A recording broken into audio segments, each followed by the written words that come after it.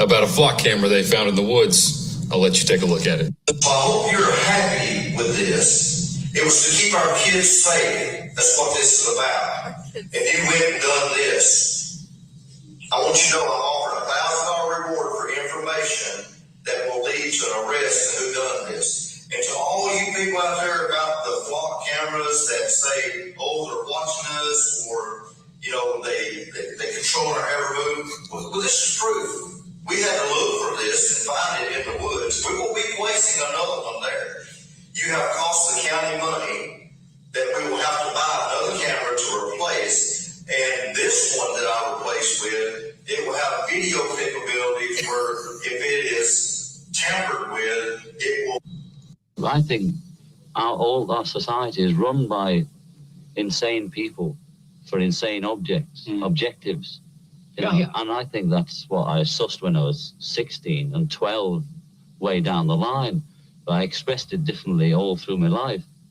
It's the same thing I'm expressing all the time. But now I can put it into that sentence that I think we're being run by maniacs for maniacal ends, you know. If anybody can put on paper what our government and the American government, etc., and the Russian, Chinese, what they are actually trying to do, you know, and what they think they're doing, I'd be very pleased to know what they think they're doing. I think they're all insane, you know, but I'm liable to be put away as insane for expressing that. You know, that's what's insane about it. We're all bored now. But has it ever occurred to you, Wally, that the process that creates this boredom that we see in the world now may very well be a self-perpetuating, unconscious form of brainwashing created by a world totalitarian government based on money, and that all of this is much more dangerous than one thinks? And it's not just a question of individual survival, Wally, but that somebody who's bored is asleep, and somebody who's asleep will not say no. See, I keep meeting these people. I mean, just a few days ago, I met this man whom I greatly admire. He's a Swedish physicist, Gustav Bjornstrand, and he told me that he no longer watches television, he doesn't read newspapers, and he doesn't read magazines. He's completely cut them out of his life because he really does feel that we're living in some kind of Orwellian nightmare now, and that everything that you hear now contributes to turning you into a robot. We're in a lot of trouble. So, you people and 62 million other Americans are listening to me right now because less than 3% of you people read books. Because the only truth you know is what you get over this tube. Right now, there is a whole, an entire generation that never knew anything that didn't come out of this tube. This tube is the gospel, the ultimate revelation. This tube can make or break presidents, popes, prime ministers. This tube is the most awesome force in the whole godless world. And woe is us if it ever falls into the hands of the wrong people. And when the 12th largest company in the world controls the most awesome propaganda force in the whole godless world, who knows what will be peddled for truth on this network? Television is not the truth. Television is a damn amusement park. Television is a circus, a carnival, a traveling troupe of acrobats, storytellers, dancers, singers, jugglers, sideshow freaks, lion tamers, and football players. Yep. So if you want the truth, go to God. Go to yourselves. Yep. Because that's the only place you're ever going to find any real truth. They call this war a cloud over the land, but they made the weather, and then they stand in the rain and say it's raining. Only knew how much money has been spent to brainwash you, you would actually feel really special. That Kate Deli Show starts now. Get bored.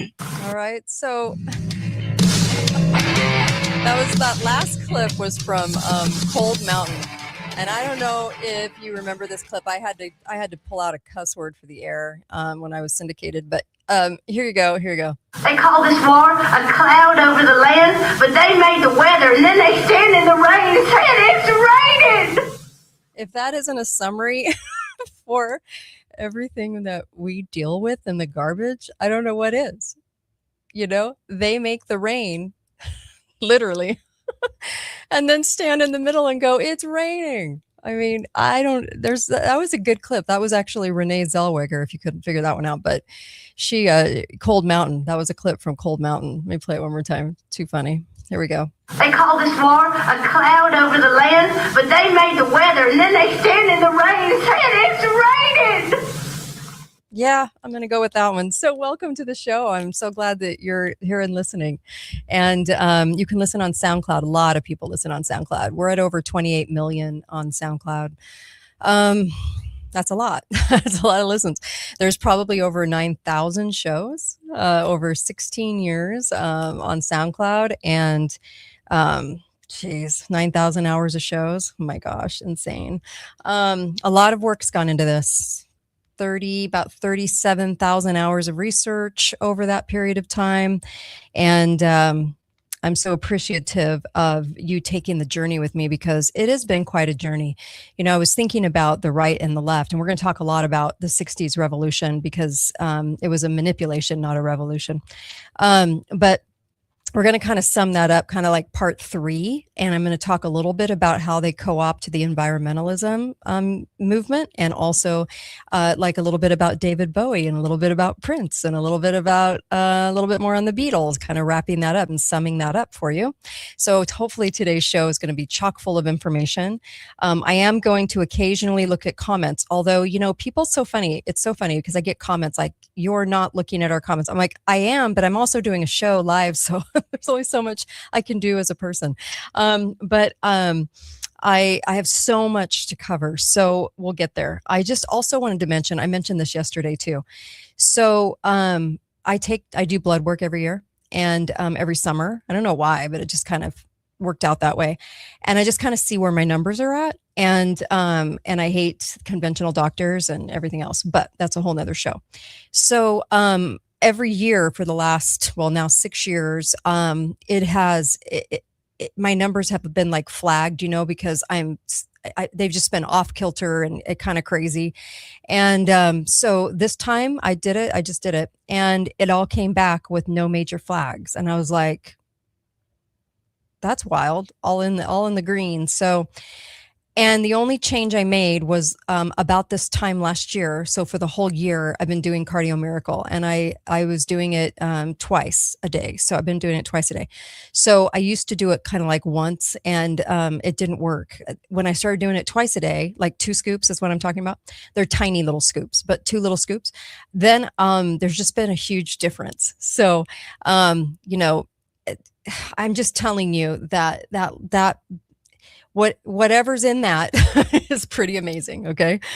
Because I haven't had blood results come back great. So now they are. So like, that's kind of cool. Anyway, I wanted to share that with you. Go to cardiomiracle.com/Kate. Yeah, it'll help. It'll help you so much with your health. 20 times the fruits and veggies, your cardio system, your lymph system. The lymph system, I think, is more responsible for cancer than anything else because your system isn't working. So the plumbing's clogged. Everything's clogged. You're bloated. You don't feel good. You don't feel right. Brain fog, blah, blah, blah. I've been through all that too. And the system isn't working, and you got to get the system working. So there you go. Okay, so let's kick into this because this is kind of interesting. I also want to talk a little bit about Buddy Holly and that plane crash too, and of course the day the music died. Okay, so very interesting. I hope you like today's show. So just looking at the comments, hello everybody. Yeah, I'm talking lymph nodes. Yes, everything. Yeah, clogged. So crazy clogged. So yes, that's usually it's like the segue with cancer. So you got to keep the system moving and going and unclogged. So your body's trying to get rid of a lot of waste. So, and we in America do not do any parasite cleanses. So thanks for the comments, and super appreciate you guys. So let me go here. I'm going to go back into this just a little bit before I get into David Bowie and Address and Prince and Dylan and everything like that, because this was a movement. The 60s was a hijacking, and we didn't see it. And if you take I wish I had a graphic for this, darn it. If you took a pillbox hat person, okay, you know, think of Jackie O. Okay, in the 60s, okay, pillbox hat, a lot of people wearing their gloves, their purses, you know, they're walking around their little skirts, okay. And then you put a hippie next to it. I mean, could you be more polar opposite? I don't think so. So we changed a lot, and we did it because it was propagandized to us, and it was manufactured, and it was paraded around by the media like crazy. And so this is why we bought into this change. It did not Let me say this again. It did not happen organically. Nothing about it was natural. Not one part of it. Okay. So we changed the hertz in music. I've talked about that because I did Beatles 1 and 2. We've talked about that. And then that was 53 and they brought on Elvis, and Elvis was very controlled, very manufactured. He never wrote a piece of music, nothing. Everything was given to him, and tightly wound. And then we had Buddy Holly, and we had, and Buddy Holly was actually a super big talent, actually, huge talent.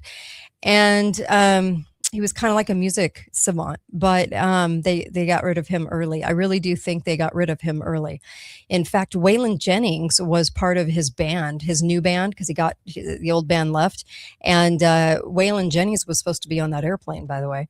But Richie Valens was obviously killed in that accident, and then Bo was killed in that accident. So you had the day the music died. Okay. And so when I'm going back this far because I'm going to talk about this in a moment, and I want you to kind of think about this in a moment. The day the music died, why would that reference constantly be there?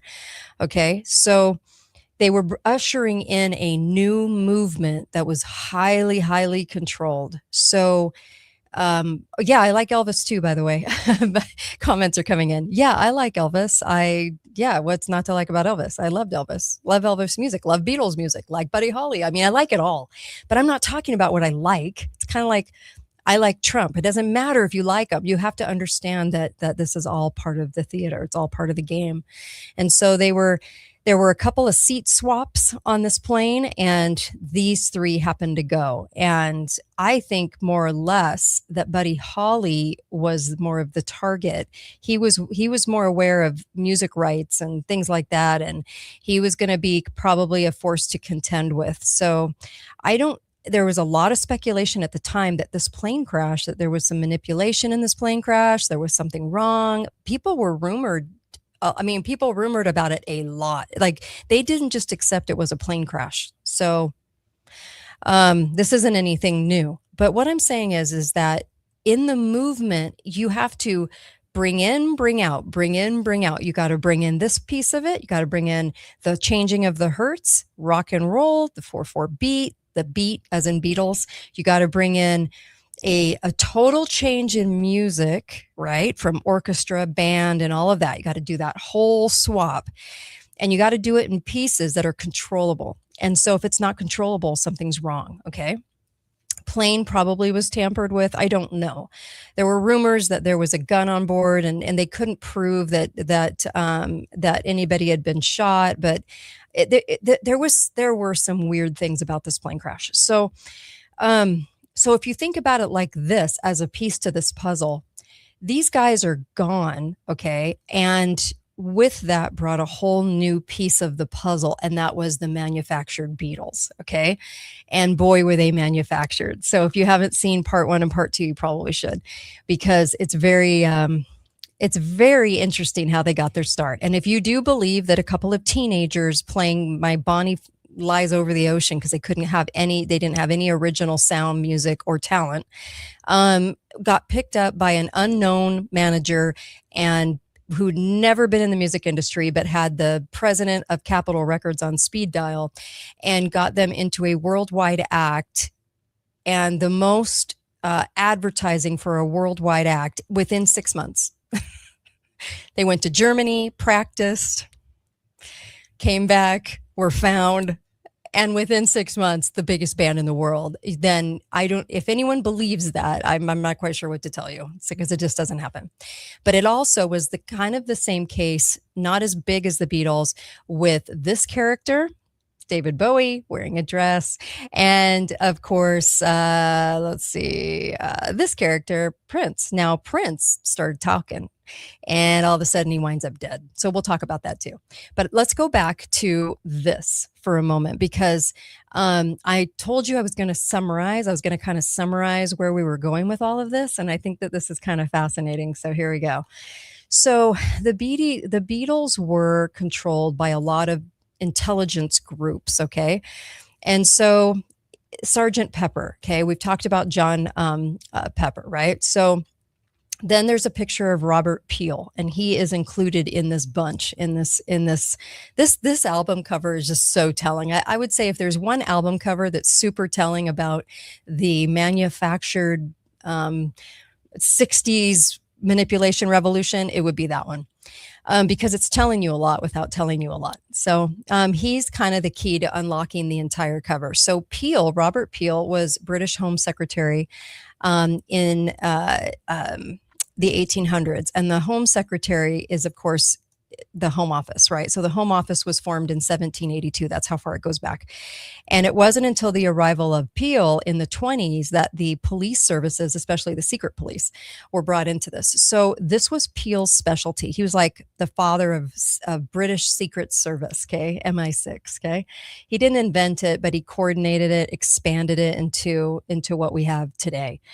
And so this was the low 1800s. So just above Peel on the cover of Sgt. Pepper's, you're going to find Aleister Crowley, Mr. Satanist himself. So he was recruited by the Home Office in the 1890s. A lot was going on in the late 1800s with health and with this kind of stuff, with the Satan, with Marxism. So many things were happening in the late 1800s.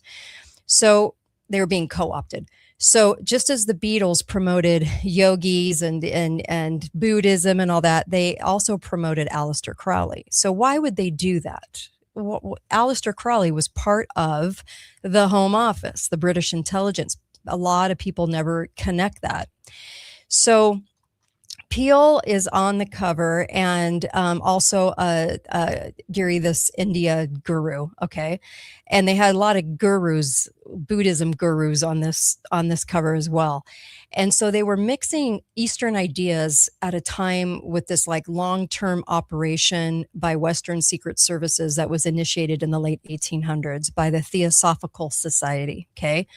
So basically what that was it was the government. This is so important. It was the government looking at tithing and looking at people supporting the churches and saying, we not only want to root Christianity out, we also want to take that money.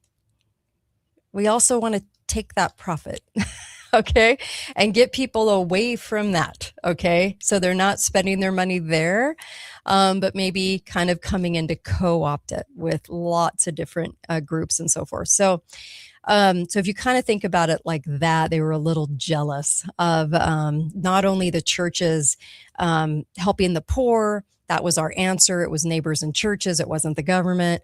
And we were tithing, and we were doing all of these things. Well, that creates a little jealousy because the government wants us to do it with them. All right. So they want us to want them to do it for us. So you got to take people out of the religion mentally and then take the money sort of physically. Right. So if you go back to this album cover, okay, so who is Sgt. Pepper? So the first line, Sgt. Pepper taught the band to play, okay? It was 20 years ago today. Sgt. Pepper taught the band to play. Now, I talked about this in part 2 and maybe part 1, but this song came out in 1967. This was 20 years prior, 1947. 1947, the CIA, okay? So who is Sgt. Pepper? Well, they're telling you. They're going, look, the Sgt. Pepper taught the band to play and formed the now famous CIA, right? And so this was the first year of the CIA. So the Beatles weren't American, they were British, but what we should be looking at is the British Secret Service, what they were up to in 1947. So this research is all out there. I'm not saying anything really new. I'm just kind of putting it all together for you. So Pepper succeeded William Stevenson as chair of the British Security Coordination. So Wikipedia now admits that it was a covert organization set up in New York City in 1940 with the authorization of Winston Churchill, another one of the club members, to mobilize pro-British opinion in the United States. It was a massive propaganda campaign, right? Now you have to realize this is only 150 years post us in a revolutionary battle with the British. So they now are bolstering British, right? These are long-term plans taking place here. So to mobilize the pro-British opinion, they have to have a massive propaganda machine, and it was mobilized here by the Rockefeller Center. So it was supported by the OSS, which was the precursor of the CIA. That's what the CIA used to be. And then it was a front for the British security, right, which was the British Passport Control Office. Remember, passports, you're mailing yourself to another country. Do you guys know what a passport really means? It means you're literally mailing yourself. Anyway, notable employees of the British Security Service and Center were the creator of Charlie and the Chocolate Factory and Willy Wonka, Ian Fleming, James Bond, the screenwriter of Doctor Who, Dorothy McLean, the Findhorn Foundation. We have David Ogilvy, which was the father of advertising. All of these people worked for this office. Okay. So you can see that the propaganda campaign kind of extended itself and had all these tentacles. And then now, as we see, went into popular music. We just didn't know it at the time that this is where it was going to be headed for the 60s, sudden change, 180, complete 180 in America. So the Beatles themselves are telling you that the British security taught the band to play, which means that EMI, George Martin, were involved. George Martin was considered the fifth Beatle. He was one of the handlers of the Beatles.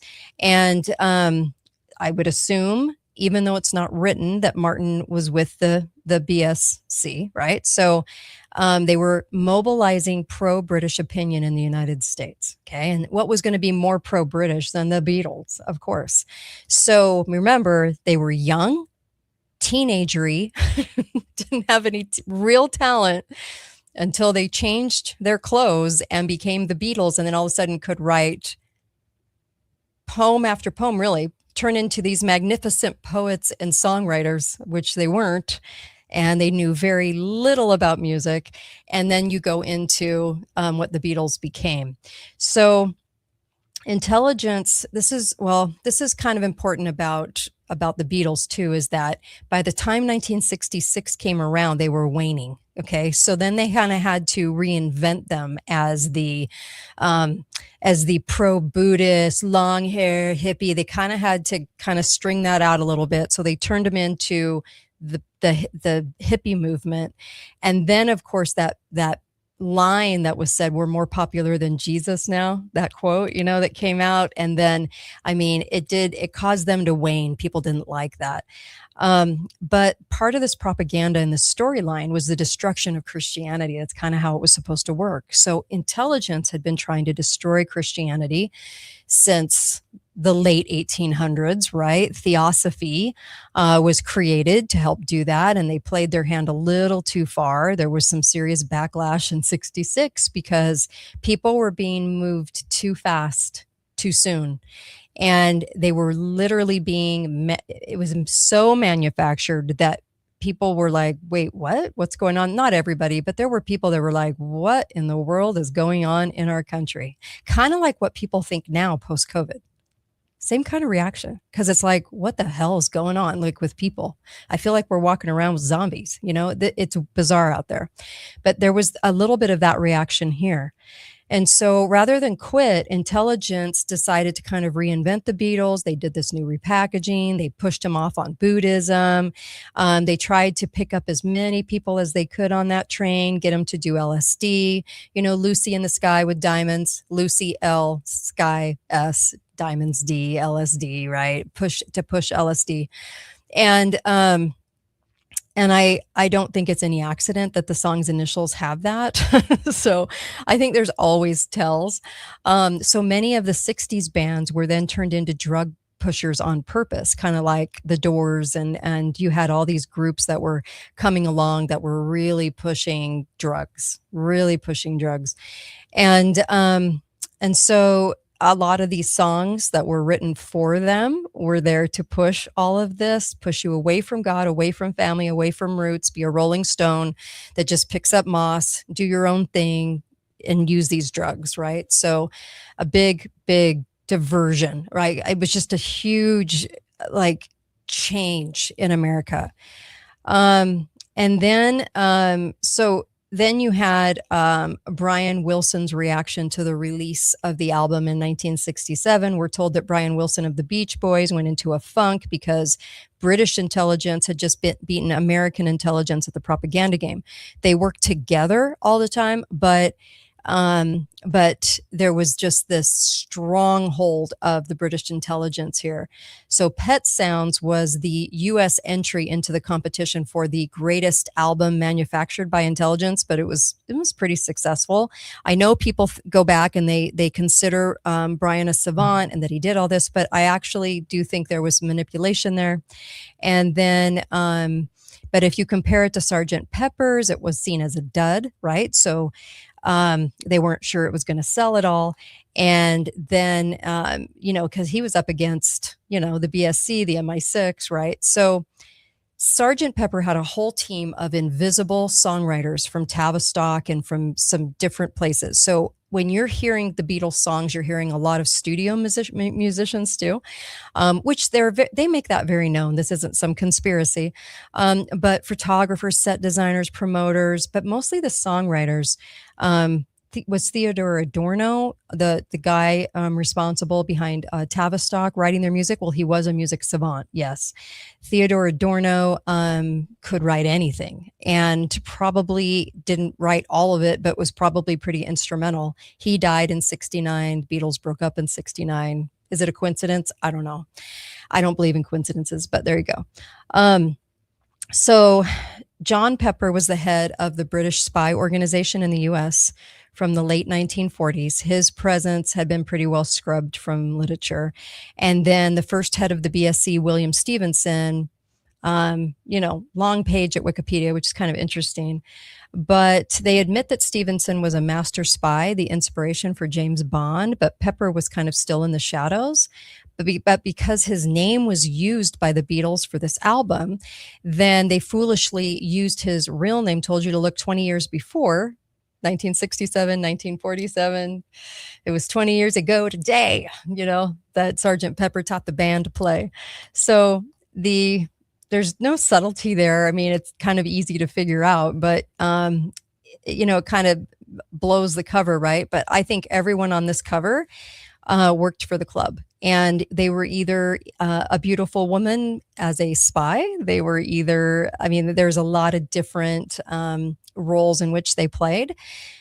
They might have even done it unknowingly. You never know how people are manipulated. So sometimes I'll tell you, it can be somebody that is manipulated, somebody that's not manipulated, or intentional. So it kind of, I don't know. I'm not in everyone's heart. I don't know how compromised is, because I would say at some point you've got to be pretty knowing, right? You got to know that you're being compromised. Okay. So all those bands, Rolling Stones, you name it, kind of remember back to all those bands. Kind of crazy how this music industry developed and sold us on the hippie, right? Janis, all of them, okay? Jimi Hendrix. So the Beat generation, if you go and you look at what this was a subculture movement started by a group of authors who influenced American culture and politics. And now this was post-World War II, obviously. Well, a bulk of their work was popularized by members of the silent generation of the 50s, known as the Beatniks. And there's all these elements of the beat culture. That's the rejection of the standard narrative values, right? And this was kind of an exploration of American and Eastern religions. See how they're still trying, they're trying to take God out of the equation and give you what's going to amount to Marxism, Leninism, you've got, communism, remember the song Imagine. Imagine is all about taking God out. Imagine there's no God, and imagine that we all don't have anything. And then imagine that we're all happy, living under one ruler, and everything's great, right? Because there's no countries. Imagine there's no countries. So everything was about selling the movement away from God. So you had people like the core group of them, Lucien Carr, Burroughs, Ginsburg. These guys were some of the worst people you could ever imagine. They were there to promote bohemian hedonism. And Carr, for instance, was accused of murder. He murdered somebody in a park. He was either bisexual or homosexual. And he said he had to kill somebody that was putting advances on him. And he had a 20-year sentence. This was a guy that tried to hang his friend's cat prior to this. I mean, really disgusting, evil little guy, Lucien Carr. And he got out of his 20-year sentence and only served 2 years. And then became what? You're not going to believe us. He went to work and became the editor for U.S. Or United Press International, UPI. They took him out of prison to be in charge of the press. These are the guys that started the Beat generation. Yeah. So it isn't all about just fun, cool music. It's about these demonic activists, these horrible people representing to you that you have to become part of this thing because it's new and because it means the future. And we're always sold on modern. So they coined themselves in, we're the future, we're modern, it's the Beat movement. And then under the Beat movement, because these guys all worked for the club, they were all at Columbia University, which is like they all met on the campus there. Columbia University is like spook central. So, you remember Obama and Columbia University? I mean, they'll cover for you. They'll create records for you. I mean, when you're at Columbia, there's a huge question mark. Okay. When you see all these people come out of Columbia University, and then they all ended up in San Francisco for the CIA rollout of the LSD drug culture and the hippie movement. So this isn't by accident. This is all planned. And none of these people were Christian. I think they were doinking each other. There's nothing about this group that is good. Okay. And it's all shrouded in like, just kind of like they're all kind of evil, but and unchristian and everything else. They're just gross. So anyway, so that's the group that started the Beat generation. And then you had the MK Ultra drug program in Menlo Park, 1960. And this was Ken Kesey and the Merry Pranksters. If you want to look that up, Kesey and Gordon Lish were part of the MK Ultra program, for which they were told they all volunteered. This is where the idea of one flew over the cuckoo's nest. This is where this came from. And this will take you to Tom Wolfe's book, Electric Kool-Aid Acid Test, which was in 1968, continued the CIA's plan to sell LSD to hippies, and therefore shortcut any activism against the war. It was also their kind of transparent attempt to derail the hippie activist movement. And then you had this like arc of the entire 60s movement. And then we find that the Rockefellers, remember I talked about art, right? How art was kind of drug into this during this fake Cold War that we're told that happened against Russia. It wasn't. It was a Cold War here in the United States against our brains. That's what the Cold War was. They should have called it brain war. If they were being honest anyway, they would have called it brain war, because the CIA, the intelligence agencies, were responsible for brainwashing, and it had nothing to do with Russia at the time. People think it did. It didn't. I'm after all the research I've done, I'm like, are you kidding me? It had nothing to do with Russia. Russia was just what they used in the press. So the Rockefellers were behind modernism. Remember, everything is sold as modern, future. Are you part of this new revolution? You want a revolution. Okay. We didn't, but they're telling us we did. So this actually came from the Independent, and some of this came from Miles Mathis, by the way, too. I just wanted to give him credit on this too. So there were Nelson Rockefeller, okay, Vice President Nelson Rockefeller. Love that Rockefeller, right? No. Is he married to a man? Because it looks like a man. This is a man who could have gotten any woman, but man, I tell you, those Rockefellers and those Rothschilds were married to some pretty ugly women that looked like men in dresses. I'm just going to throw that out there. So just go do a search. You'll see what I mean. Very masculine. So Nelson Rockefeller's mother had co-founded the Museum of Modern Art. And so they were calling it, the president is what was called the Mummies Museum. Rockefeller was one of the biggest backers of the abstract expressionism. We were going to free ourselves. We were going to kind of direct attention and make certain kinds of art now popular. They were going to remember the Congress of Cultural Freedom is the CIA. It's run by the CIA, and funds were diverted there, I think laundered, but diverted through that. And so you had art and music all being changed. Even Eisenhower was like confused by what they were calling modern art, you know. It was weird. They were promoting this weird new art. If you think about this, what did we just have, right? The gala, right? Where everybody shows up in the weird ass clothing of whatever they're showing up in a box. I mean, it's just weird, right? And so the Met Gala is like, it's kind of like the result of all these decades of moving in this very weird direction. All I keep thinking of is like Capital City and the Hunger Games. So it's like everyone looking as weird as they can possibly look. So this is so weird because it goes into like Rockefeller conspiring with the CIA to promote modernism. I actually think it's a lot of money laundering through art.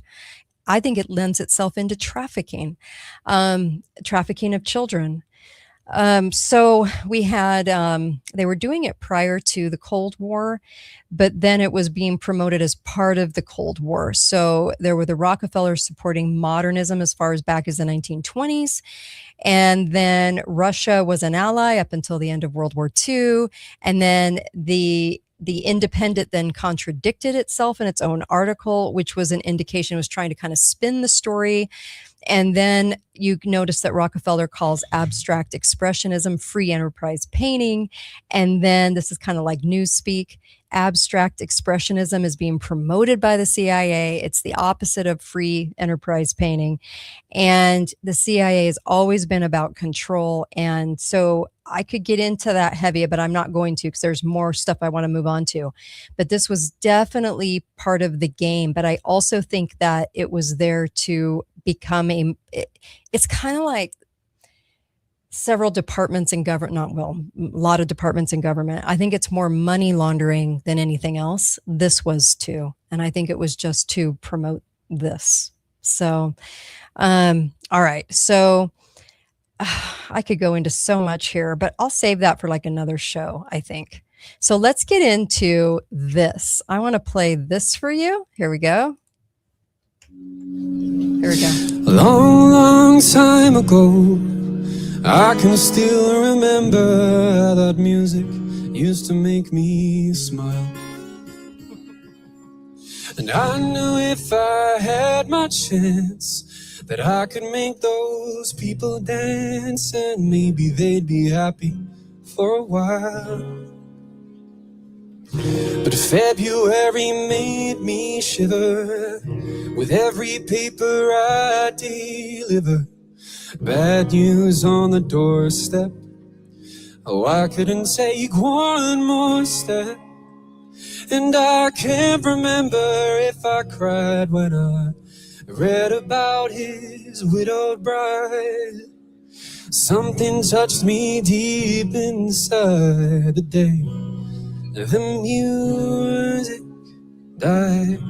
Right, so all right, so let's go here for just a second because this is really kind of interesting. So one of the listeners, Rob, wrote me and talked about this song, and I'd kind of forgotten about this song, to tell you the truth. So Don McLean's Mystical American Pie song, right? And the lyrics are kind of interesting because it refers to a jester, which a lot of people think is Bob Dylan. And so here is here is the day the music died. So you take out some of these, like, I think more true musical people, true savants, because they weren't as controllable as others. And then you get into when the jester sang for the king and queen in a coat he borrowed from James Dean. And that's the lyric, but I just want to bring you to this because the thought was that Dylan just kind of borrowed James Dean's look and then kind of spun it into his own. Remember James Dean, Robert Zimmerman, which is alluded to in the song. Remember that he wasn't that talented. He was found in a little pub. He was on the communist track, and then he was found in a little pub just coincidentally with like 10 people in the audience, and they promoted the hell out of him. Okay. So he's referred to in American Pie is what people think that this is what they're talking about. And then of course it was, oh, and while the king was looking down, the jester stole his thorny crown. The king is Elvis. So while the king was looking down, the jester stole his thorny crown, because then Elvis was sort of moved out of the way for Dylan, for, popularity of Elvis was waning. And then we had, of course, the Dylan of the century. Remember Dylan talking about selling his soul to the chief whatever. He never talks about God, just the chief. I know some of you think that he turned to Christianity, but who knows? I don't know. I think the guy's interesting. So, and then it said, it landed foul on the grass. The players tried for a forward pass with the jester on the sidelines in a cast. And so there's a couple of things that were going on at the time, like Bob Dylan in a wreck. And that's why they said in a cast. That's why Don McLean said in a cast. And then the famous 1966 motorcycle accident near Woodstock, New York. And then Dylan's donned the jacket for the cover of his 63 album Freewheeling. And then you have the skeptics who believe that Dylan's motorcycle accident was staged. And then it was the way that the music changed in the 60s. So McLean was, partial to the music of the 50s and the work of Elvis, otherwise known as the King. And then Dylan came along and kind of closed the chapter on the 1950s for good, because then it became a whole new style for the 60s. And that's a really important thing to think about as you're thinking about the manufactured 60s, because this movement that was all feminist, get the women out of the house, don't have them raise their kids, make them unhappy, oh, you're unhappy, you're not, you don't know your worth, go in the corporate world and pay us taxes, then you'll know your worth, wink, wink.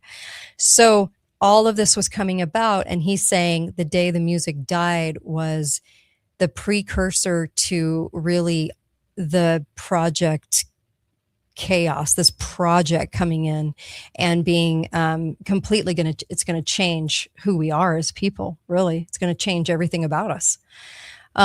So Dylan was asked about him being referenced as the jester in this song, because Don McLean did not like Bob Dylan. And he goes, yeah, Don McLean, American Pie, what a song that is. A jester? Sure, the jester writes songs about masters of war and a hard rain's a gonna fall and it's all right, ma, some jester. Now, I don't actually think he actually wrote a lot of that music. I think just like the Beatles, the music was written for Dylan, but that's me. And he goes, I have to think he's talking about somebody else. Just ask him. So kind of interesting. All right. So now I'm going to bring aboard this guy, David Bowie in a dress.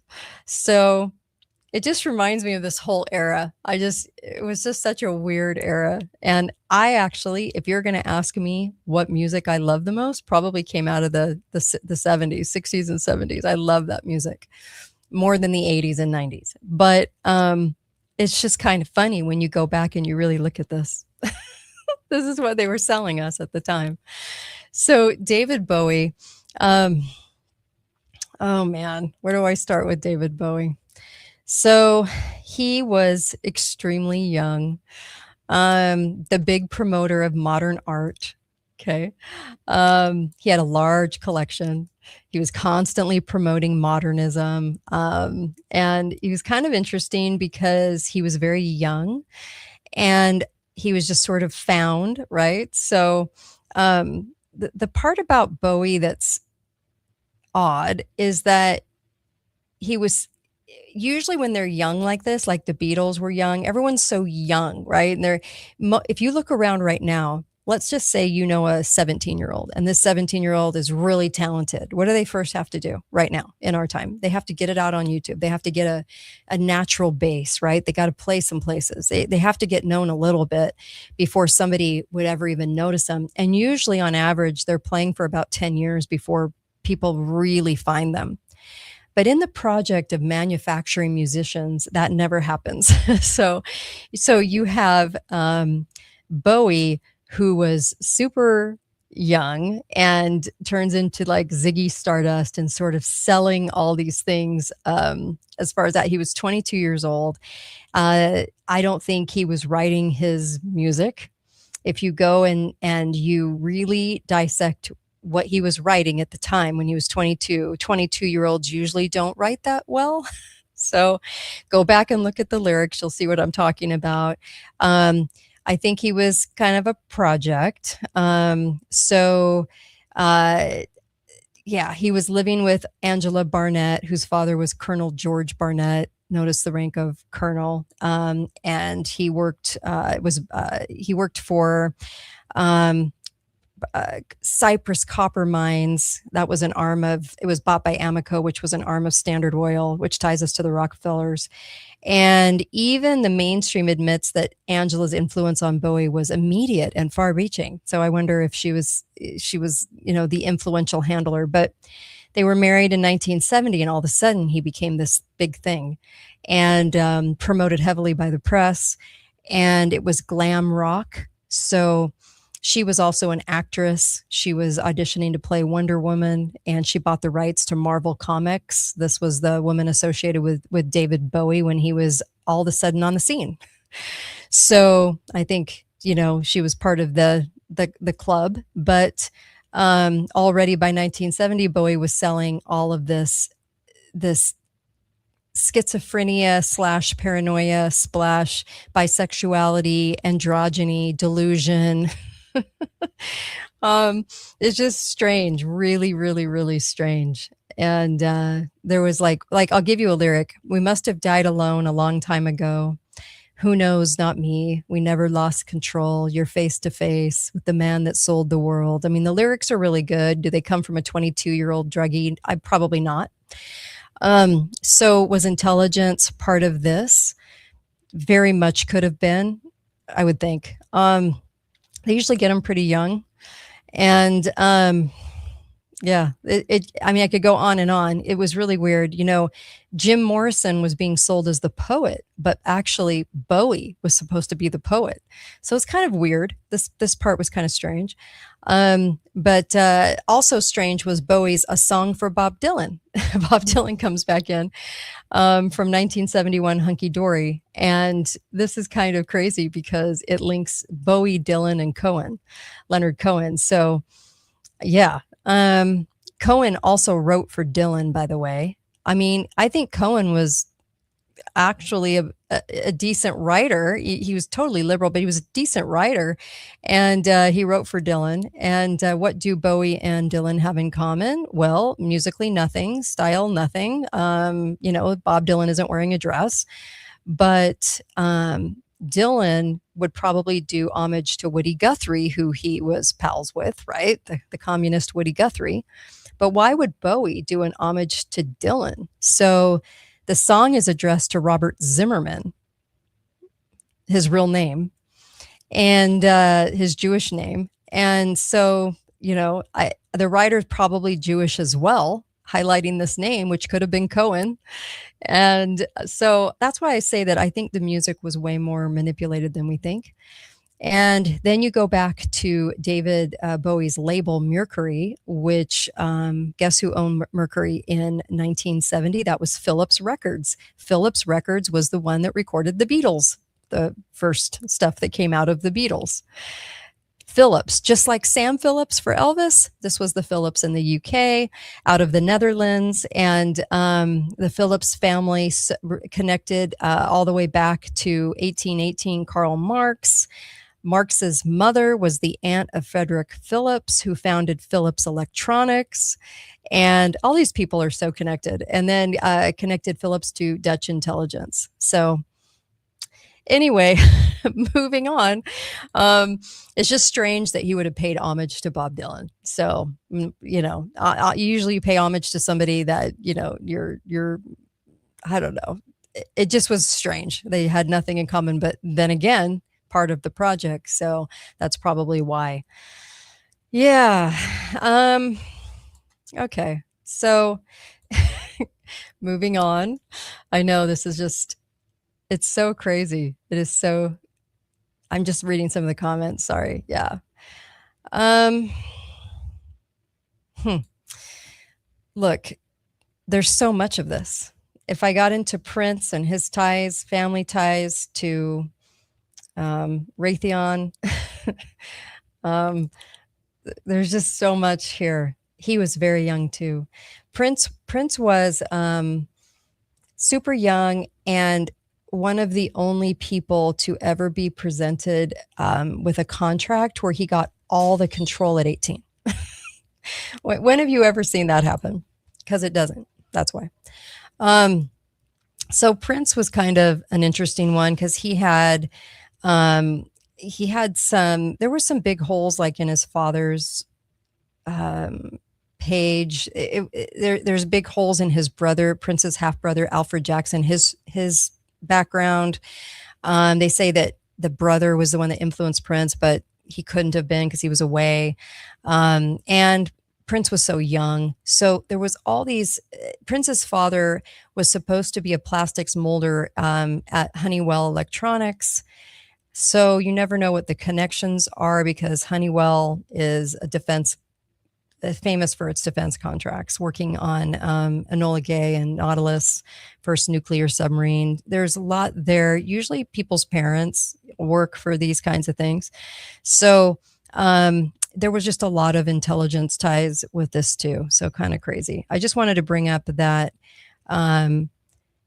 Prince was just, it was interesting because I think Prince started speaking out against the club. Did you guys notice that? He started getting a little more volatile against the club. Like, not volatile, I shouldn't say that, but it was just a little more vocal publicly. And then all of a sudden he just dies. And I did always think his death was really strange. It didn't make sense at all. And the media didn't talk about it endlessly, right? They covered it for a day.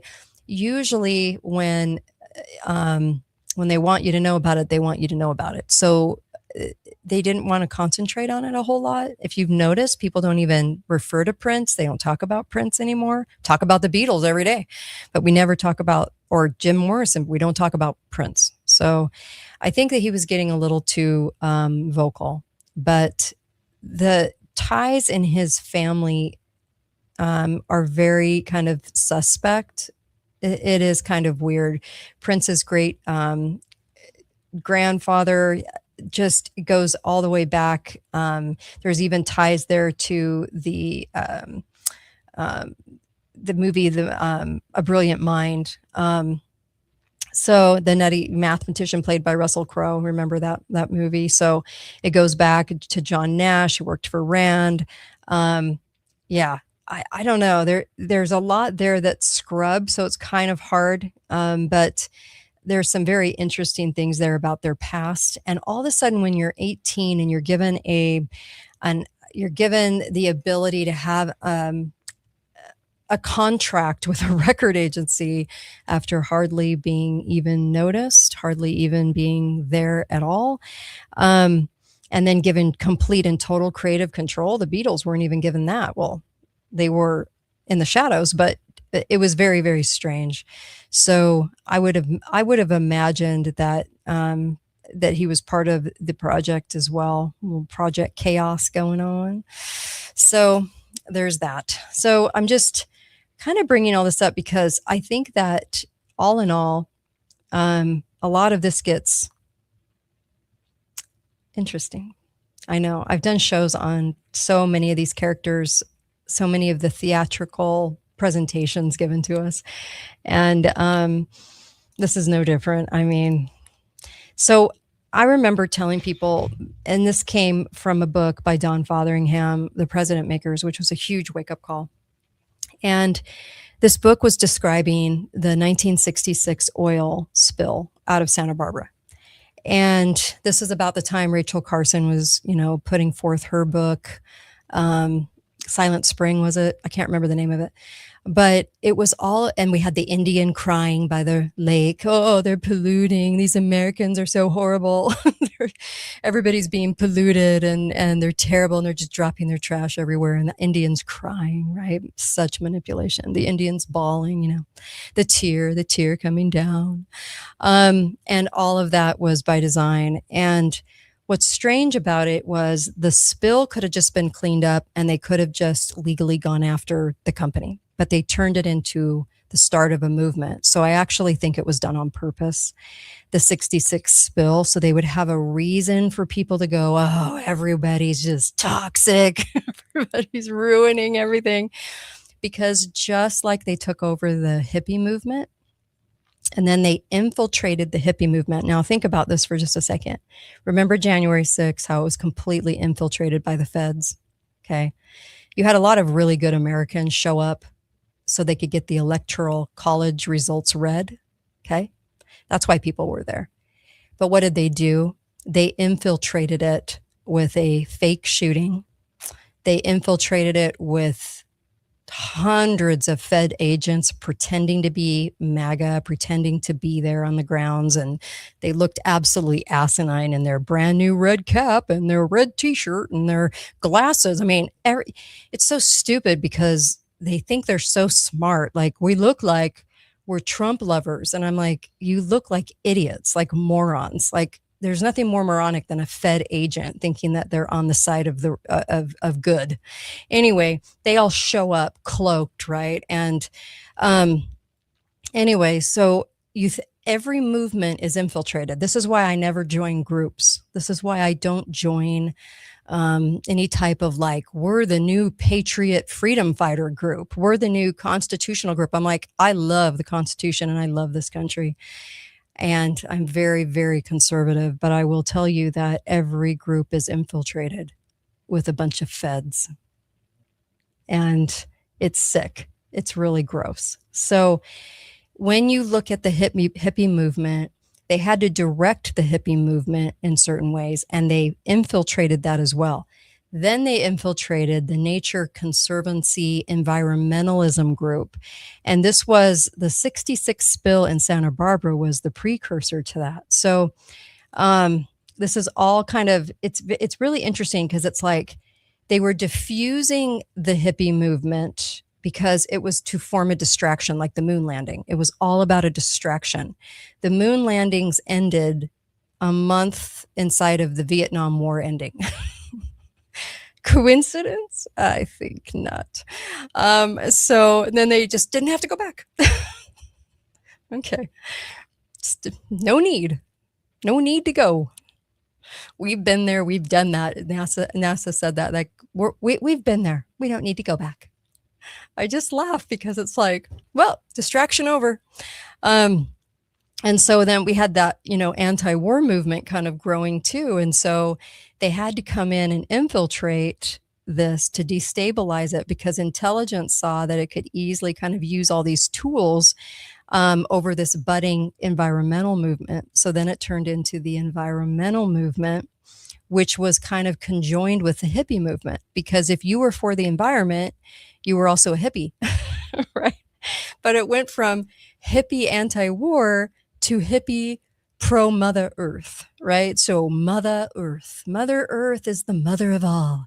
I mean, I hate it when they call it Mother Earth. It's like, shut up. Anyway, I can't stand it. I went to Vegas and I saw I think it was their first show in the Globe.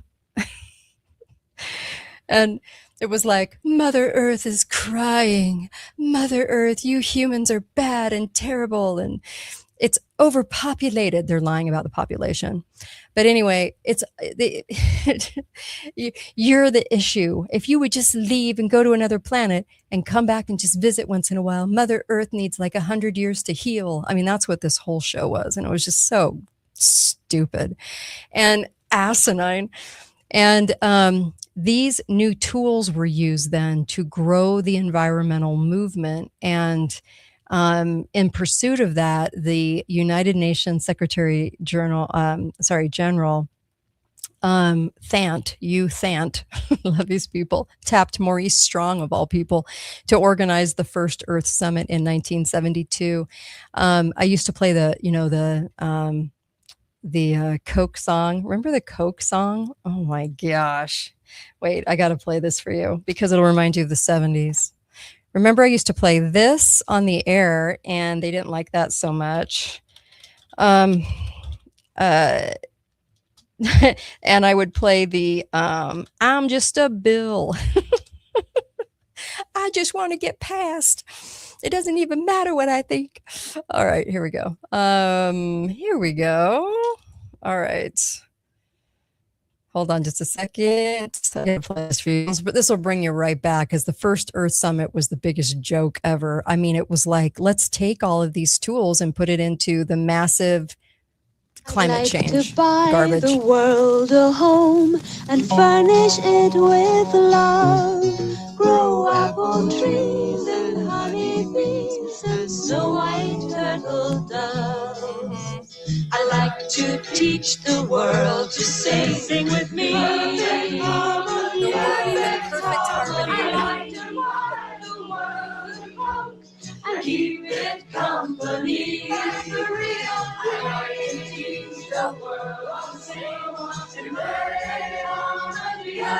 It was like a picture of like the UN. Every race, everybody. It's the real thing. Oh man, if that wasn't selling the 70s Earth movement, I don't know what was. And the Earth movement was started by a murderer. I mean, anyway, so the guy behind it, I mean, stuffed his wife in a closet, didn't he? And they finally found her corpse. But anyway, the whole thing was, it was just so disgusting. Like, they started this whole thing on such a lie. And the Earth Summit, Maurice Strong was behind that. So that's got to tell you pretty much volumes about where we're at with all of this. But it was utilizing the same tools. So now you have people that go to the grocery store and they take everything and they buy it in plastic, and then they bring their cloth bag. Okay. What do you say to people that do that? I mean, I don't even know. I don't have words. I'm like, do you realize what you're doing, or we're just going to ignore that? Okay. Anyway. All right. So I don't know. Maybe it's just the targeting of the idiocy. I have no idea. I don't know. I don't know how they do it, but they get people to buy into the plastic straw in the bag. And I mean, they're saving the earth. And I love this because this is the one question. I've mentioned this many times on my show over 16 years. And that is, how has climate change actually affected your life? Because I'm assuming if you're watching this, you've been on the planet, 30 years, 40 years, 50, 60, 70, 80, 90 years. How has it actually affected you? Oh, but it's going to. It's coming. It's coming for you. Okay. So basically, all this sold as the first Earth Summit of 1972. Now we all got to turn all of our attention. Now that the war is over, we got to turn our attention now to saving the earth and being that type of hippie. And like everything else, it was the opposite of what it claimed to be, right? So Al Gore was the protege there, successor to Strong, the one that promised us we were all going to fry on the sidewalk because of the heat. By 2013, it would be over. And he did. He got away with that like for a decade successfully until 2013 came, and then that didn't happen. But people still follow that goon. So whatever. But it was all misdirection, being co-opted. I know somebody says, you're ruining everything for me, Kate. You know, you're wrecking my love of Purple Rain. Thank you for that text. You know, here's the deal though. Like, I have to say that I love music. I love it all. Okay. You know, my high school reunion's coming up, and Purple Rain was a big deal when I was in high school, right? And Prince was, and everything else. I still love all the music. I don't not love it less because of all this. I just understand it more. I understand why they had to co-opt into this. I understand how they use the same tools. So you understand why this guy showed up in a dress of all things. You understand why people are co-opted like this and co-opted like this, and they're characters. They're characters that are being played out. And today we have a Taylor Swift who looks nothing like the Taylor Swift that started out writing country music. Just go look at the photos. But anyways, you have Taylor Swift, you have Ariana Grande. What the hell happened to her?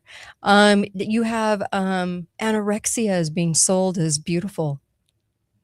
It's being sold to us as beautiful. You have all of these celebrities that sell us on being a lefty loony. Okay. If you're at all conservative, you're shoved out of Hollywood. I think honestly, Frasier, what's his name? He's probably the only one. Frasier is the character I remember him as. But he's probably one of the only ones that he doesn't talk about it much anymore. Being conservative, you know, there's very, very, very few conservatives that actually are in Hollywood. You can't be, because part of the deal is that you have to promote what they want to promote. And that gets into, I think I did a show on this. Pretty sure I did, because I did a lot of research on this. But have you ever noticed all the celebrities? The celebrities all have these foundations, and these celebrities promote all the same types of foundations. A lot are in Africa. It just so happens not only are they an actor, they're not. They're just a celebrity playing themselves in every role. But they don't change much. They're not really good at acting. They're just celebrities, right? Tom Cruise is always Tom Cruise usually, right? They're always themselves in every role. But you have all these celebrities with all of these, it's almost like part of the club that they get into, from Tom Hanks to you name it, have to do a foundation, something in their name. It's kind of like wearing a dress or being kind of co-opted, like you have to show that you're part of the club. And so they have these foundations in their names, and they're all for like the same types of causes. And you have to wonder who's getting that money, who's getting paid, where is that coming from, and who's it going to? Because when you meet actors, they're not like the foundation type. Okay, so like the start of a foundation, I'm thinking bookworm nerd, not actor. Right? So they have this sudden fascination with starting all these foundations like George Clooney. It doesn't make any sense. He's another one. Clooney's always Clooney. He's never anybody different. He's just always Clooney. So I think that you have this whole array of like musicians, artists, you know, the singers, the actors, all of this entire group. And they are part of this ginormous club. And not ginormous, I shouldn't say that. Actually, it's quite small. It's quite small. The club is small. Have you ever noticed that Hollywood, they have trans kids, but they don't have kids with autism? Do you ever find that kind of odd? I was thinking about that the other day. I was like, proportionally, you know, it's 1 in 30 now gets autism. So where's all the celebrities with their kids with autism? You don't find it. It's very rare. It's very rare. But trans, through the freaking roof. Trans kids everywhere. Got to turn your kid into a trans kid. But honestly, the proportions are off. The proportions are off. I'll say that. I'll say it's very strange. Anyway. So there's so much of this. There's so much more. I could do probably 6 shows, maybe 2 hours each, on what I've researched. And I'm kind of giving you the light synopsis of like what I've been looking into and researching because I love research. But where we stand is the fact that we did buy into a 60s manipulation. We bought it in TV, in sitcoms telling us men were stupid and women had it going on, and women were meant to be independent and alone and could do everything by themselves and didn't need a man, demasculating men, which I'm firmly against. We had a whole revolution of the way of thinking. And in the result of today, I had a listener that reached out and was asking me about like the difference between the right and the left, the people. And, you know, the parties themselves, the Denomic Party, the Republican Evil Party, they're both horrific. Okay. They're both so evil, like both parties. Okay. So stop being part of their party, stop being part of their tribe, just be an independent thinker at least. But I'm a conservative though. And I can see the party and how evil the party is because I live in Utah. And in Utah, the party here is so beyond corrupt that it's shocking. It's literally shocking. It shocks Utahns. So when I think of the left versus the right, and I think of the main problem with all of this, and it's caused these divides, and you got the hippie movement and the green movement, and you know, climate change happens naturally. We could never be truly affected by it, but from what man does. Okay. No more than we can affect what time the sun comes up tomorrow, in what minute. But there are a significant amount of people on the left that buy into it. Maybe they just need a cause to feel good. I don't know. But I'll never forget Dr. Duke Pesta, who was always coming on the show. And I said, when did it change? Because he's at the university level and he was always talking to the youth. And he said, you know, it changed in the low 2000s. And what happened was it used to be kids coming in and they knew they were young and they knew that they didn't know anything. So they were eager to learn and they would ask questions and they just were soaking in what the professors were saying. He goes, but then there was this shift, and the shift brought about this arrogance. So you had arrogance on top of ignorance. And when I look at the left, that's what I see. I see major arrogance on top of complete and total ignorance. And then when I look at the right, and I look at the party rats, the ones that are like, if our party gets in, everything that we do is perfect. And the only reason that we can't get what we want is because of the other party. Okay, that mentality is what I'm talking about. The ones that are like, I would say this is gullibility on top of blinders. Okay, left, arrogance on top of ignorance. Right, the far, like the ones that are just like, the party does everything right. If we go to war, it's right. Every move we make is right. And it's the damn left that's keeping us from it. Those people that are so intoxicated by the party that they can't see what's going on. They can't see the fakery in the theater. That is your gullibility built upon blinders. So that's how I kind of view both ends of the spectrum. And then there's a lot of thinkers in the middle that are going, and I don't mean in the middle like how they mean it today, because they want everyone kind of mushy middle. That's not what I'm talking about. I'm talking about the middle being, you can see the parties are controlling the elections through the deep state, right? So the parties pick who they want, their little players for their little fake football game going on in Congress and the Senate. It's all fakery.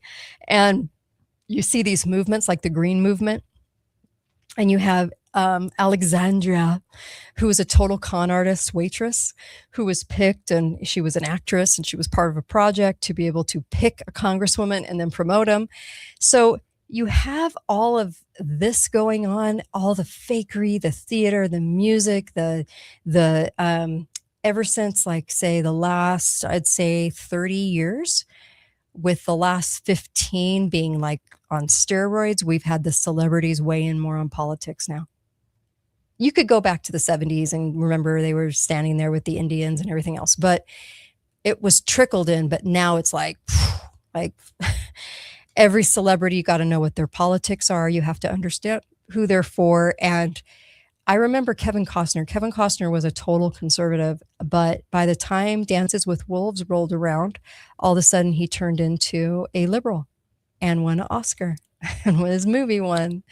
And what was he doing next? He was promoting all the Democratic presidents and holding parties for him to raise money, and then turned into a total liberal cat. So I'm like, wow, that shift was huge because he used to be pretty conservative.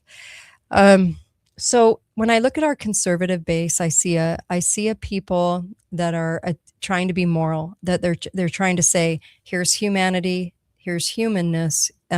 Hey, don't murder somebody.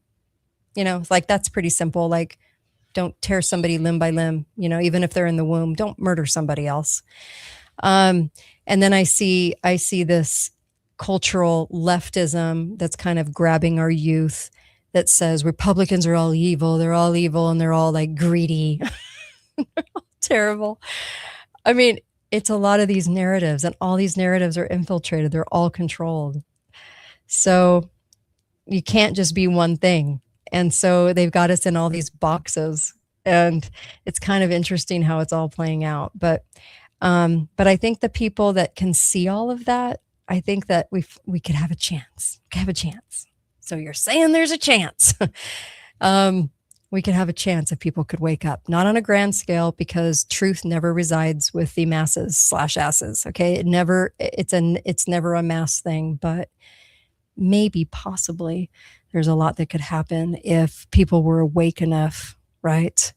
It says, why am I so hostile toward Native Americans? I'm not. Why would somebody think that? I'm not hostile toward Native Americans.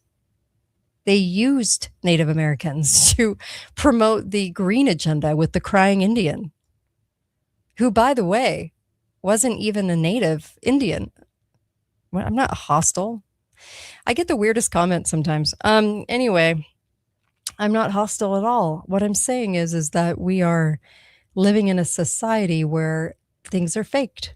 And I've gotten on this show so many times. I've told you when mass shootings are fake. I've told you about the 60s. I've told you, all of this research has accumulated in saying, look, when you study government, you're really studying just evil. You're just studying how Satan works. That's just really what it comes down to, that we're in more of a spiritual war than we want to think we are. And quite honestly, that's kind of at the root of what I study when I study all of this. All of these thousands of hours that I've spent studying has really just resulted in that. So, so the comment comes in, Dances with Wolves was not a liberal Democrat agenda. I never said it was. I said that he won the Oscar. Okay. I actually love the movie Dances with Wolves. I never said one time in this broadcast that it was a liberal Democrat agenda. I said that he won the movie and had to turn himself into a Democrat agenda promoter. Okay. That win, there was a price with that win. Why do people write stuff like this to me? I have no idea, but whatever. Look, it's all about, look at Hollywood. Okay. And here you have a group of people that are all supposed to be different theater people. Okay. They all profess to be independent and I'm unique. Look at my uniqueness. Okay. And yet they all have the exact same political views. The exact same. Don't you find that odd? So get off your high horse about Native Americans, Indians. My gosh, I am not saying that at all. I swear people take my words and twist them, but whatever. I was saying that he was a conservative and turned into a Democrat liberal, and then his movie won the Oscar. It was a very good movie, but and I think it did some really good showcasing, but it wasn't I don't know if it was a Democrat. I probably lean that way a little bit just because it was like, how dare we take the Indians off their land? But as I've said in previous shows, and I've talked about this with Dr. Pesta, okay? And Costner, by the way, has been very liberal ever since. 1990. Extremely liberal. I know. Very weird, right? He was promoting, oh gosh, who was the senator that died of a brain, they said a brain tumor. Anyway, his daughter, right? He was promoting, he was promoting Lynn, right? Cheney? Anyway, I'm just telling you that he turned into a liberal and he does fundraisers for liberal causes and liberals in Hollywood. That's what I was saying about Costner. Shoot, what was I saying before? No, people just accuse me of saying all kinds of crap. So now I just lost my train of thought. Sorry. Somebody's asking me to address the Colorado River water shortage. 40 million people depend on the water. Well, Laura, go back and research Lake Elsinore in the 1960s, and I will tell you that Lake Elsinore was filled by digging underneath the lake. We have plenty of water. God did not put us on an earth without enough water. But once government, about 100 years ago, when they started to control water, all of a sudden we came up with vast shortages and differences, and had all of these new headlines on shortages. That's by no mistake whatsoever. So not one person in government that I've ever brought this up to, and I've done a lot of interviews over the course of 16 years, I've tried to get them to understand what primary water is. Primarywater.org. You can go there and you can look, primarywater.org. Okay. All you got to do is dig down. Just dig down. We have renewable, replenishable, forever water. If you want to see a classic example of this, please go watch the movie Mully. I think it's on Netflix still. Netflix or Prime. Mully. Mully. Mully. And you can look at the last half of the movie is all about primary water and how he found it. There's also a well that was dug by a person. I'm just saying one of the skills you should probably know how to do is to find water, by the way. Water witching, using copper rods, using vines. They all bend down when you find water, naturally go toward the water. So this would be a really good thing to study and know that we are not in a shortage by any means if they would just dig down. Another proof of result, if you want a proof of result on that, is that we drink water from wells that is supposed to be like bottled water, mineral water, that date all the way back to the 1400s. So if we can pull bottled water from there that we bottle, why don't you think we can keep doing that all over the place? We can. There's so much, I live in a desert, but there's so much water underfoot that we couldn't even think about building a pool here in southern Utah because the water table was so high. But I'm not even talking about the water table. I'm talking about digging down into replenishable, really good water.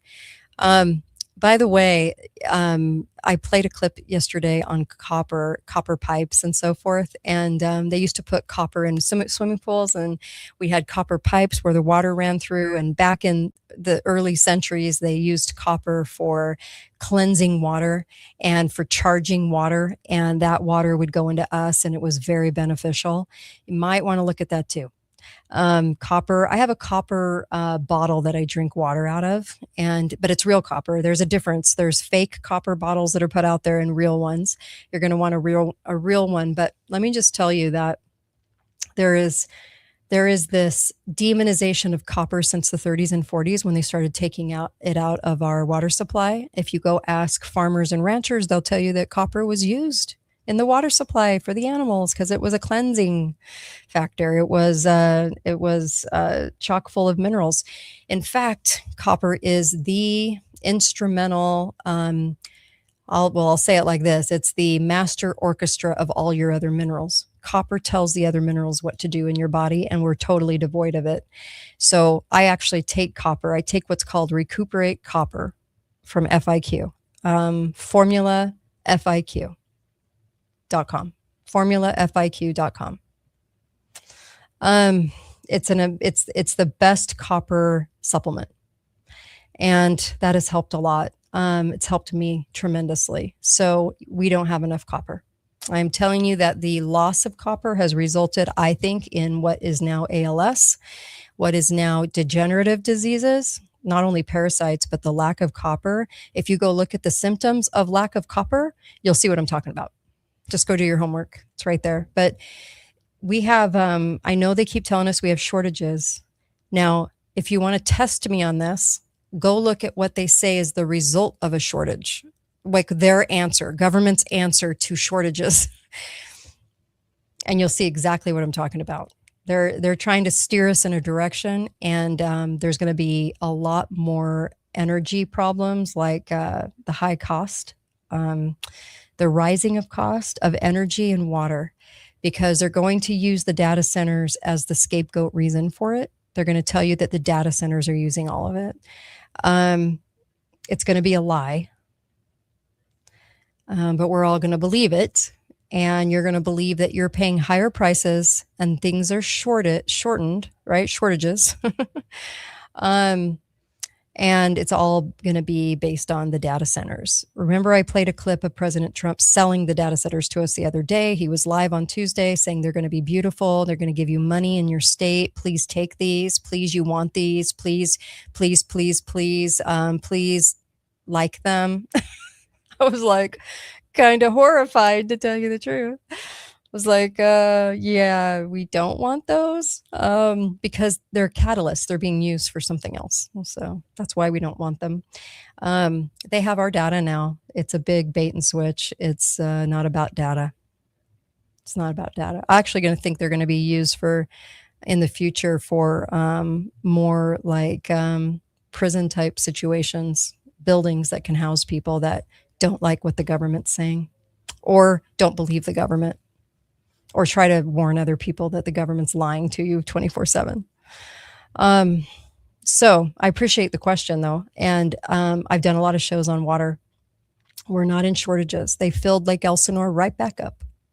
But every day you're going to hear about, like right in my area, we always hear about Lake Powell, and I'm like, first of all, they hiked the number of where it should be to a number it hardly ever reached. And then they go, anything below that is a shortage. I'm like, that's pretty manipulated, if you ask me. So they do that a lot. It's kind of like COVID when they lied about how many hospital beds they had. So what they did was they reduced the number of hospital beds so that, say, like normally they have 20 beds. Okay, I'm just going to throw a number out there. What they did was they reduced the number to 10. And then they had 8 people in there, and then they said that it was almost full. That's what they did during COVID. I kid you not. It was so disgusting. It was so disgusting. The lying was so disgusting. Okay. Yes, normally I play Grand Illusion. One of the listeners asked about Grand Illusion. I always play Grand Illusion by Styx. We are in a Grand Illusion, people. The 60s was a turning point in our society for putting it on steroids and letting us know who was in charge. The JFK assassination was all about the government telling us that they were above the presidency. They directed the presidency, and they were there to kind of warn us that they have no budget and no oversight. They have every budget they want and no oversight. It was like the warning. It was like we're here. Now try and get us out. Even though it had been co-opted from Colonel House on, from the early 1900s, he was kind of like the guy behind the president. Now it was the CIA behind the presidency. So anyone that's president is put there by intelligence because they're willing to do what the New World Order wants them to do. The people that are actually running the show behind the scenes, Oz behind the curtain, and not the president himself. Or the Senate or the House. So there you go. Anyway, man, there's just so many more places I could have gone today. But yeah, I would have to say that when you start looking at all the people like Jim Morrison, his father was intelligence. He just happened on the scene in Laurel Canyon. Frank Zappa, he was one of the people used in the very beginning of Laurel Canyon to promote this idea that all this music was changing. There were a lot of drugs. There was Lookout Mountain, was very secretive at the end of Laurel Canyon that Jared Leto, for some weird reason, owns now. Laurel Canyon in of itself was a project. And the 60s, all of those artists coming out of there were very controlled, extremely controlled. Even the Grateful Dead even admits they were like a CIA op. We just are late to the party. We're just late to the party because why? Because we're enjoying the music. Who doesn't love the music? I love the music. You love the music. We all love it. But it was meant to be that way. If it wasn't enticing, we wouldn't want it. Had to be good. But when the Hertz changed in 1953, and they changed it to a Hertz that was harder on the soul to listen to, we'll just say that, but more enticing, that's when they were able to really manipulate the beat movement, beat as in B-A-T, Beatles. They were able to move the movement in, and we were too busy enjoying it. And we were too busy kind of looking around and thinking that it was all natural, it was all like there to stay, and that it was coming up and people were just turning into hippies overnight. Manson, all of these people were all controlled. The whole Manson thing used the hippie thing to do murders, to create fear in the United States. Okay. I need to do a show on serial killers too. A lot of the serial killers are complete psyop manipulated personnel, kind of like an MK Ultra, and they throw them out there because they're creating the fear of everybody. You fear your kid playing in the yard now because somebody might take them. You fear everything, right? So a lot of that was brought on by fear. Out of the 60s, we got the lone gunman. We never had that before, really. Not like it is now. The lone gunman, the mass shooter. People don't usually just go and shoot up a school. Usually there was one, if there was a problem, there was one person, they wanted to off them because of a disagreement or something like that. Very rare, but it did happen once in a blue moon in the 20s, 30s, 40s, 50s. And you get to the 60s and all of a sudden now you've got into the 70s, you've got mass shooters. And we're all supposed to believe it's just because they're mental. No, it's because they're projects. They're projects. And this is why you never see the coroners at any of these mass-produced shootings. You never see what you're supposed to see. And the media never points it out. Okay? It's not a normal crime scene, is what I'm saying. And then they demolish the crime scene. They always demolish a crime scene if it's a fixed event that's manipulated. The crime scene is gone away with. Look at Charlie Kirk. Crime scene gone. Right? So anytime they do that, they want you to buy into the fact that everyone asked them to do that. They didn't, but within days, demolished. That's one of your tells on your false flags. But I've done many, many shows on the false flags and really have proved that they did not happen the way that they said they did. And did they happen at all? Sandy Hook, did it happen at all? No. All those homes were bought for those parents of those kids who all moved away, by the way. They all left their kids in a cemetery, I guess, and moved far, far away. They were all bought for them on the same day, 2 years prior. All the homes of the parents of Sandy Hook were all bought on the same day after Christmas, 2 years prior. I did a lot of research on Sandy Hook. But now we have fake lawsuits about Sandy Hook, so. And that's supposed to scare the press like me from talking about it. That was the goal. Okay. Anyways, is that enough for today? I could keep going for another hour. Okay. That's probably enough. Like I said, I'm always the party killer, right? I don't get invited to parties because if you ask me a question, I'm going to tell you what I think and I'm not going to hold back. So yeah, I'm not invited to parties anymore. That's okay. Yeah. My friends basically have removed themselves from me. You know what though? It's okay. It's okay. It's fine. You know what? I'd rather just tell the truth and know that I could point all this stuff out and understand it. And I'd rather have that. So anyway, go easy now with Alex. I hosted the 4th hour for Alex for a couple of years. The question I think that got me off the air though, probably, if I had to guess, was why is Trump running if he knows it's fixed? Why is he running if he knows it's fixed? It doesn't make any sense. When I started asking that question, there were some problems. But Alex is a nice guy. I just think the CIA courtroom is a fixed courtroom, and I think those lawsuits are fake. Now, whoever understands that or doesn't, because I don't know everyone's heart, but I think the courtroom, the product of the weird trials with no defense and a very large sum of money, that is completely out of the realm of possibility. I think it's a CIA court. So you can do with that what you will. I also think Trump's 4 cases were all CIA court cases. They were used to make him a martyr for the 2024. That's why I said in 2022 that he would be president, because he wasn't going to be, he was not going to go down by way of the courtroom. And, you never saw his family in the courtroom, right? And the antics that went on in the courtroom never appeared to be real, because they were more antics. And so the CIA has courts, yes, and those courtrooms are very interesting. Totally like crazy charges that never could ever make it to court.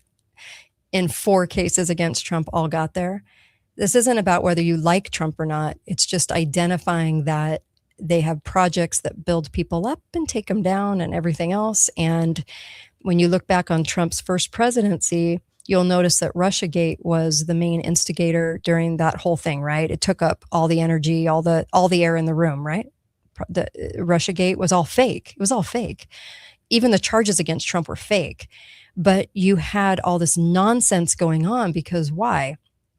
Because it was plausible reasoning for him not doing a lot to get our liberty back.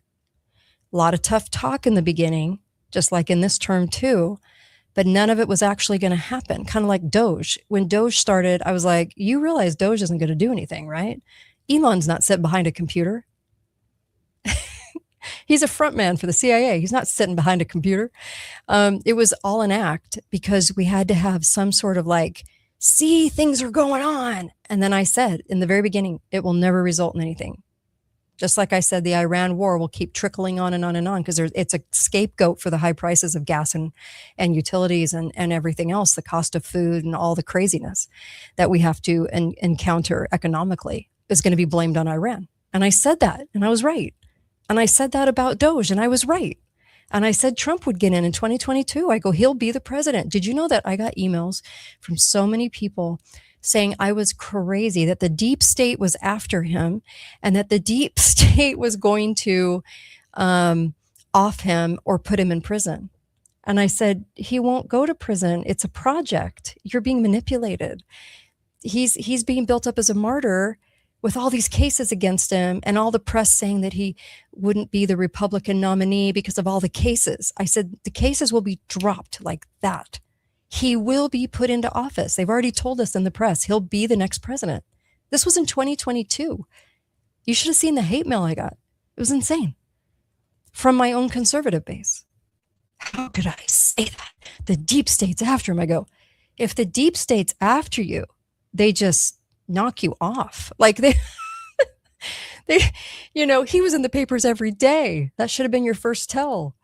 He was in the papers every freaking day. If you know a race is fixed, if it's that visible on the scene in 2020, and you know Biden was never the most popular president on earth and never got 81 million votes, and the votes were changed all through the night, okay? So if you know that, if you're Trump, why would you run again? Why would you do that if you know that they can steal it so visibly and so stupidly for somebody who everyone thought was the world's worst joke?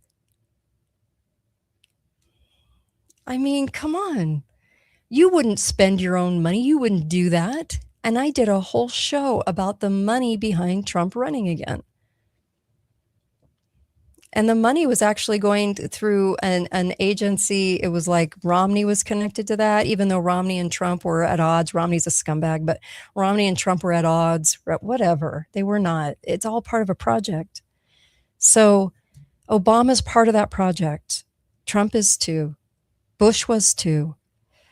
Papa Bush, one of the early CIA directors of the project, New World Order guy, Clinton, stooge. Hillary was his handler. Bill was just the character of Bill Clinton, right? So yeah, there's just so much that we don't see because we are too accepting of the media. We're too accepting of the media. We believe everything they say.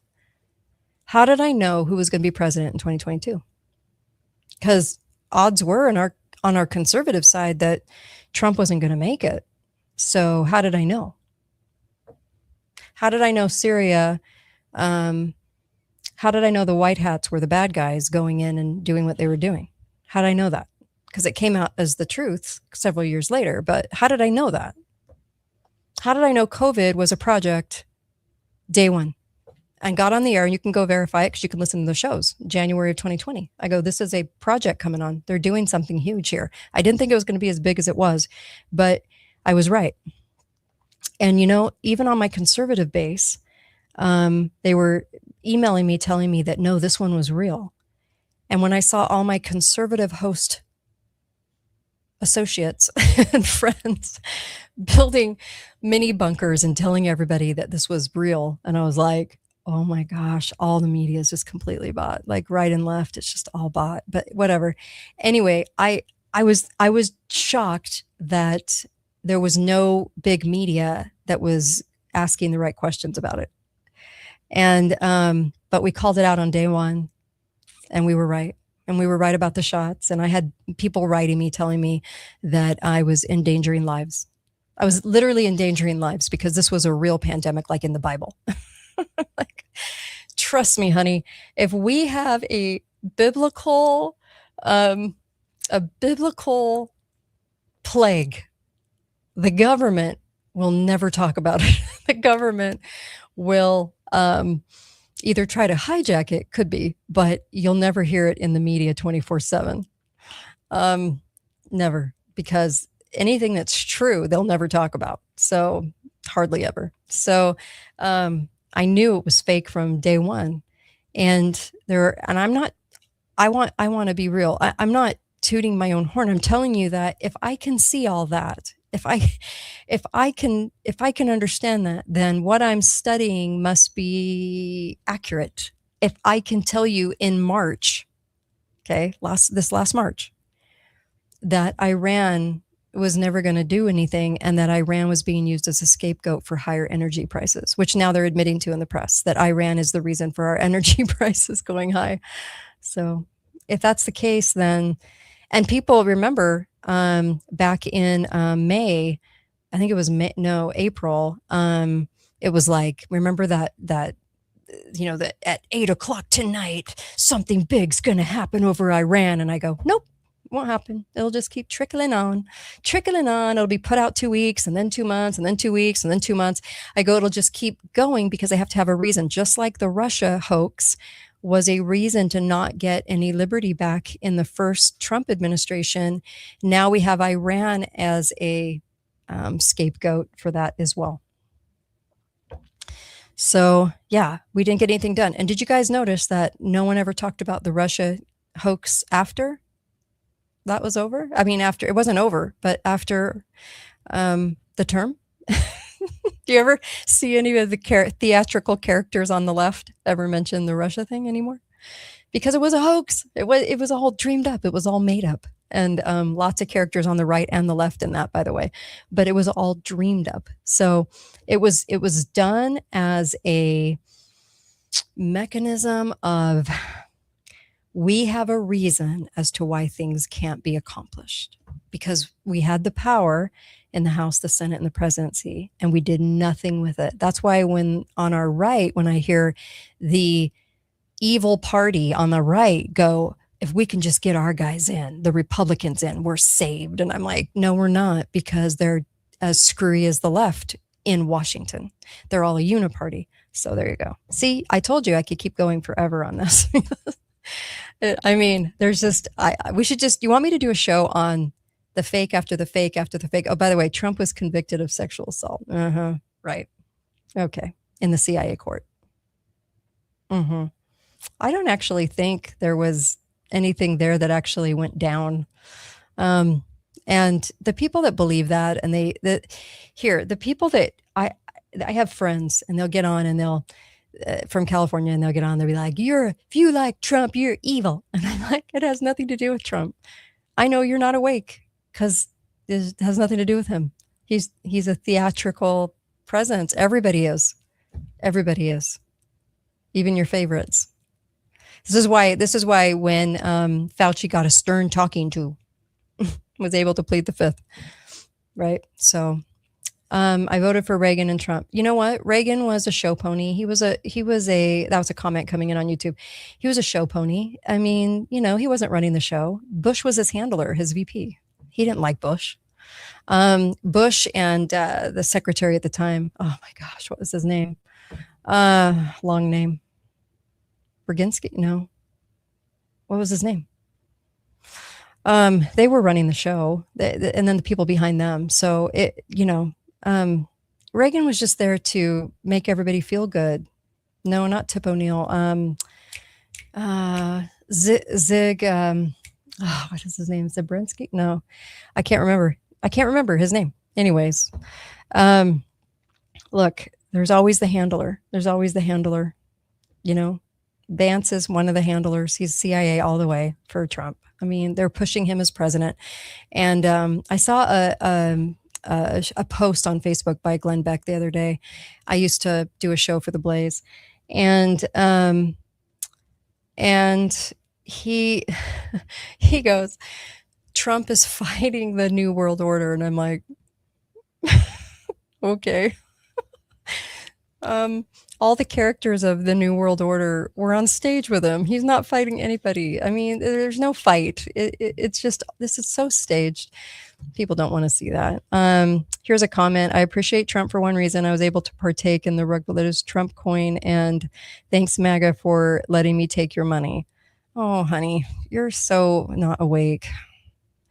The people that say this kind of stuff, they're so into what the media says, and they're so into like hating on Trump. I'm going to hate on Trump. I'm like, you don't need to hate him. He's a character. It's like saying that you hate the wrestler in the fake wrestling match. I mean, it bears nothing. I'm taking your money, MAGA. I mean, can you think of a more stupid comment than that? Jeez, people are so funny. All right. I appreciate you guys. Thank you. The ebooks, please go to katetalks.myshopify.com on the screen, please, and support the show by supporting the ebooks. And it's getting harder to do this show, and I've talked about that before, but it's costly, and when you're telling the truth, you don't get the resources of other shows the other shows get. So we're in a pickle, and it's going to just be on the people. If the people want to think and they want things presented, then great. And if not, okay too. Guess we like our freebies. Free media, which is just like free public education, right? Free government education. All has strings. It all has propaganda. It all has brainwashing. Free isn't free. MAGA are Nazi cowards. Oh my gosh. Are we really hateful? That's so funny. Oh, that person's so asleep. I feel bad for them. MAGA are Nazi cowards. You've been listening to too much CNN, honey. Too much media. Media is CIA. Yeah, it is. It's all controlled. So all these people on here that are making all these comments on YouTube are so funny because they're so controlled by the media, but they don't realize it. You got to love that. I mean, it's so funny, right? Funny, not funny. I mean, it's kind of pathetic and sad, but I just feel bad. Oh, I just feel bad. Yeah, it's just, they're so asleep. Anyway, enough of that today. All right, that was a lot to chew on, right? I think so. By the way, my blood work came back amazing for the first time in 6 years. And that was because we're in 2026, right? Every summer I've been doing that since 2020-ish. So my numbers always came back flagged in certain areas. And then I started taking Cardio Miracle, and I got all great numbers. I was like, whoa, that's the first time ever. Not one flag. So Cardio Miracle, is it a product that works? Yeah. Oh yeah. Cardiomiracle.com/Kate. Go there and get it. It's a great product. You'll like the taste too, but I love it. Anyway, and I talk about it on the show because you can actually get results from it. Thanks, you guys. I so appreciate you. Even you poor little pathetic people that are asleep and listen to the media frame your perception. You know, it really is all about perception. It's the left perception. It's created by the media. The right perception is created by the media. It's all about your perception. How you perceive truth, how you perceive fact, how you perceive history. And that's what they wanted. The project since the 60s and really since the 40s has been about changing what your perspective is and your perception of all of those realities. So this show tries to break through those, but I still notice comments that these people are so into their emotion and hell-bent on subjecting themselves to the brainwashing and then taking it in and believing it to form their own perception. So it's kind of like it goes back to Dr. Pesto when he said around 2000, kids were coming in arrogant, young kids. And he was like, arrogant? You're ignorant. Don't you want to learn? And they were like, no, I know everything. This is what reminds me of these woke people today. It's like they think they know everything. They're ignorant, but on top of that, they're arrogant. So it makes them non-learners. And on our right, we're too gullible, and we got to work on that because you think everything that's done on the right is going to be right. Ouch. Ouch. Woo. So we got to work on both and our perceptions. There's a lot of people with blinders on the right because on the right, it's like, no, just tell me something happy. And they can't understand the level and the depth of deceit. And on the left, they can't understand the level of deceit. Because like I said, they're standing on a box of arrogance on top of ignorance. So they don't understand how deceitful it's become. So what do? They just blame the rich and they blame whoever the media tells them to blame. They're like the easiest people to persuade because they're like, the media goes, hate Trump. And they go, we hate Trump. Okay. I mean, I hope I'm never that easily manipulated. But they are. And so it's not about Trump. Trump's part of the theater, just like all the other presidents. All the presidencies are controlled. You cannot attain the level of presidency unless you're willing to do the bidding of the New World Order. That's just how it works. And the New World Order is all about spying, all about data, all about control, all about taking over the money. And there's a huge bait and switch coming with AI beyond the job loss. And you need to get my ebook on that because it explains it. And you need to have it explained. So please go there. So please, okay? Go to katetalks.myshopify.com and get the AI, the bait and switch with AI that's coming that people aren't talking about on the right or the left because they don't want to touch it. It's a subject they don't want to touch. All right, you guys, I have now talked for 2 solid hours straight. Time to not talk. Be faithful, be fearless. Find out why I say that at katedalleyradio.com. Help the show, donate to the show. I need you more than ever right now. And I really appreciate you guys and you loyal listeners. I love you. I really do. Thank you. You give me hope in America. Go to katetalks.myshopify.com. Really appreciate you guys. And I will see you back here on Tuesday. Yeah. I'll see you guys. And even you woke people full of hate. You know, I don't love you, but, you know, I feel bad for you. What else can I say? Just being honest. All right, guys. See you.